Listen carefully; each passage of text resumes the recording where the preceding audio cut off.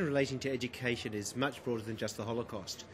The way people receive information has changed very dramatically in recent times. You could have assumed as recently as maybe 5 or 10 years ago, people had a common idea of what the big news stories of the day were.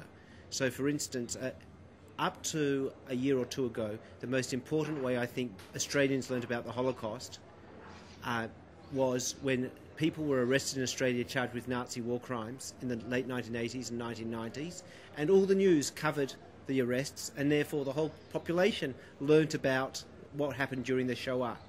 It was quite amazing to see how all the school education was counted for very little, but something that was given that sort of graphic explanation, and people had to understand in the context of something happening in their cities with the arrest of Nazi war criminals was relevant and meant something. Now, in addition to classrooms, we have the internet. We have a very different way people are educating themselves or seeking knowledge. And even the way people research is changing very dramatically. So a real challenge for Holocaust education is how you have people who are using the internet go for your material first. Second challenge, and not unique to Australia, is one of the main ways we have been able to educate school children, particularly about the Holocaust, is through visits to the Sydney Jewish Museum or to the Melbourne Holocaust Museum. In both institutions, Holocaust survivors do the guiding. People come and meet those who've been through the experiences which are being explained, lived through the period one way or the other, in one or the other situations explained.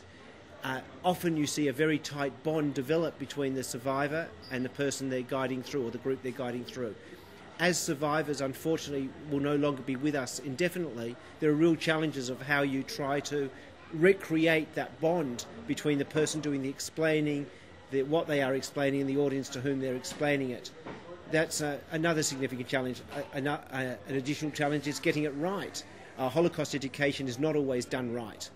I have no doubt from my own experience dealing with anti-Semitism and interfaith dialogue that many times people learn words from the Holocaust, concepts which they then misapply in inappropriate situations. They learn the terms but they don't understand the unique nature of the Holocaust, the special features that define it, why words are used a certain way, and that is an enormous challenge, how you get it correct. And my guess would be you have a lot of flexibility for serious educators on the ground who are able to assess particular situations and know what is needed.